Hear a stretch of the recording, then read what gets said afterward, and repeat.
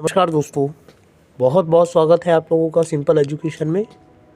दोस्तों, कहते हैं कि कुछ चीज़ें कभी पुरानी नहीं होती, जितनी बार सामने आ जाए उतनी बार नहीं लगती है।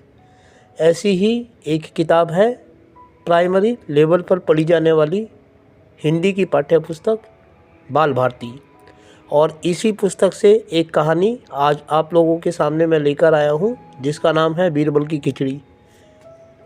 आइए पढ़ते हैं इस कहानी को शुरू से लेकर अंत तक। अकबर बादशाह के दरबार में अनेक विद्वान थे। बीरबल उन्हीं में से एक थे। वे अपनी चतुराई के लिए बड़े प्रसिद्ध थे। अपनी चतुराई से वे बादशाह को भी हरा देते थे। अकबर बादशाह और बीरबल के बारे में अनेक किस्से प्रसिद्ध हैं। लोग उन्हें बड़े चाव से सुनते सुनाते हैं। एक बार की बात है, अकबर बादशाह किसी गांव से होकर जा रहे थे।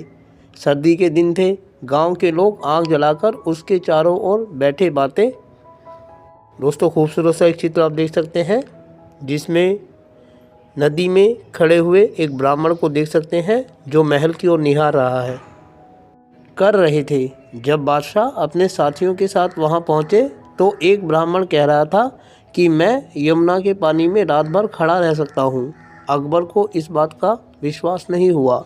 उन्होंने ब्राह्मण से कहा कि यदि तुम सारी रात पानी में खड़े रहो तो मैं तुम्हें थैली भर मोहरे इनाम में दूंगा। ब्राह्मण मान गया। अगली रात को ब्राह्मण यमुना के ठंडे जल में पूरे समय खड़ा रहा। प्रातः वह बादशाह के दरबार में आया। बादशाह ने आश्चर्य से पूछा, तुम इतनी सर्दी में सारी रात पानी में कैसे खड़े रहे? ब्राह्मण ने नम्रता से उत्तर दिया, महाराज, आपके राजमहल से दीपक का प्रकाश आ रहा था। मैं उसे देखते हुए सारी रात पानी में खड़ा रहा। बादशाह ने कहा, तो तुम मेरे दीपक की गर्मी के कारण ही सर्दी से बच सके। तुम्हें कोई इनाम नहीं दिया जाएगा। ब्राह्मण बहुत दुखी हुआ। वह उदास होकर चला गया। उस समय बीरबल भी दरबार में उपस्थित थे। उन्होंने सोचा, इस दुखी ब्राह्मण की सहायता करनी चाहिए।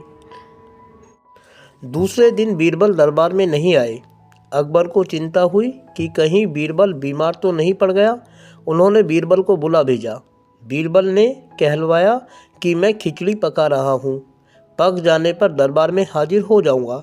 अगले दिन बीरबल को फिर दरबार में ना देखकर बादशाह ने कुछ सोचा। फिर वो बोले, चलो स्वयं ही चलकर देखें कि बीरबल कैसी खिचड़ी पका रहा है। जब बादशाह बीरबल के यहाँ पहुँचे तो उन्होंने देखा कि एक लंबे बांस के ऊपरी सिरे पर एक हांडी लटकी हुई है। हांडी के काफ़ी नीचे ज़मीन पर बहुत थोड़ी सी आग जल रही है। बादशाह ने हैरानी से पूछा, बीरबल, भला यह खिचड़ी कैसे पक सकती है? हांडी तो आग से बहुत दूर है।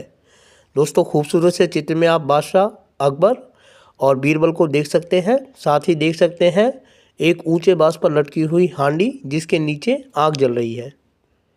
बीरबल ने उत्तर दिया, हुजूर, अगर ब्राह्मण राजमहल के दीपक की गर्मी के सहारे सारी रात ठंडे पानी में खड़ा रह सकता है तो इस आग से मेरी खिचड़ी क्यों नहीं पक सकती?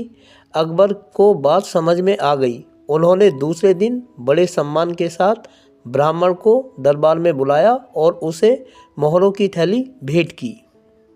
तो दोस्तों, कैसी लगी आपको ये कहानी? उम्मीद करता हूँ कि अच्छी लगी होगी।